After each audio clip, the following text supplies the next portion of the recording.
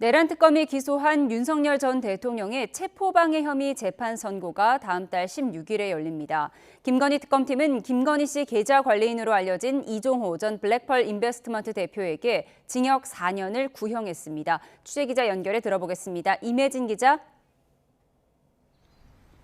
네, 서울중앙지방법원입니다. 네, 윤 전 대통령에 대한 첫 선고 기일이 정해졌다고요? 네, 내란 특검이 기소한 윤석열 전 대통령의 특수 공무집행 방해 혐의 등의 사건 1심 판결이 다음 달 나옵니다. 재판부는 오늘 특검법에 따라 공소제기일부터 6개월 이내에 선고해야 한다며 내년 1월 16일을 선고기일로 지정했습니다. 윤 전 대통령은 현재 내란 우두머리 혐의부터 일반 이적죄 등 3곳에서 재판을 받고 있는데 체포방해 혐의 사건이 첫 선고가 될 가능성이 보입니다. 재판부는 금요일인 오는 19일 최상목 전 경제부총리와 이상민 전 행정안전부 장관에 대한 증인신문과 추가 증거에 대한 조사를 진행하고 오는 26일에는 변론을 종결한다는 계획입니다. 지난 2월 가장 먼저 시작한 내란 우두머리 혐의 재판은 계획대로 절차가 진행된다면 내년 2월에 선고가 나올 거로 전망됩니다. 다만 윤 전 대통령은 직접 발언권을 얻어 재판의 전제가 되는 심리 결과를 고려하는 게 마땅하지 않겠느냐며 내란 재판 선고 뒤에 선고해야 한다는 취지의 주장을 했는데요.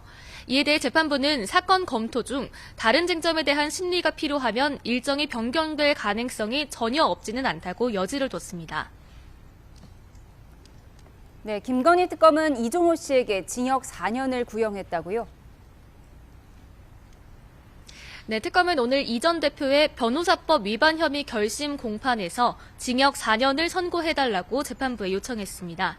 범행 이후 휴대전화를 부수고 한강에 버리며 증거를 숨기려 했고 법원에 허위 알리바이를 제출해 기망했다며 구형 이유를 설명했습니다.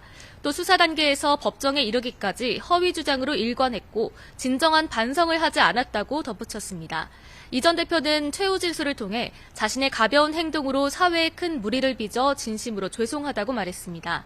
그러면서 김건희 씨에게 수표로 3억 원을 전달한 사실이 있다고 밝히는 등 특검 수사에 협조해왔다는 주장도 내놨는데요. 이에 관련해 특검은 언론 공지를 통해 해당 진술이 김건희 씨의 도이치모터스 주가 조작 재판에서 김 씨가 주가 조작 공범임을 입증하는 간접 증거로 제출됐다고 부연했습니다. 이 전 대표의 선고 기일은 내년 2월 13일에 열립니다.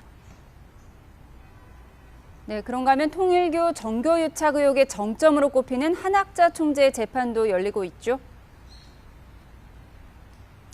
네, 정치자금법 위반 혐의로 기소된 한학자 총재와 윤영호 전 세계본부장 등의 3차 공판 기일이 오전부터 진행되고 있습니다. 방청원 통일교 교인들로 본 법정은 물론 중계 법정까지 인파가 가득 찼습니다. 오늘 재판에는 통일교에서 정치권 접촉을 맡아온 거로 알려진 이현영 전 천주평화연합 한국회장이 증인으로 나왔는데요. 이 전 회장은 통일교가 20대 대선 당시 거대 야당 후보 모두에게 접근했었다고 하면서도 이는 윤영호 전 본부장의 주도로 이뤄진 거라고 증언했습니다. 이에 피고인으로 나온 윤 전 본부장은 자신은 한 총재의 그림자로서 절대 복종했다며 응당 한 총재의 지시로 이뤄진 거라고 반박했습니다. 오후에는 국민의힘 쪼개기 후원 의혹과 관련해 통일교 지역교구 관계자들에 대한 증인신문이 이뤄지고 있습니다. 여인영 전 방첩사령관은 추가 구속신문이 진행되고 있죠. 네, 일반 이적과 직권남용 혐의 등으로 재판 중인 여인형 전 사령관은 비공개로 구속신문을 받고 있습니다. 여 전 사령관의 구속기간은 다음 달 2일 종료될 예정인데요.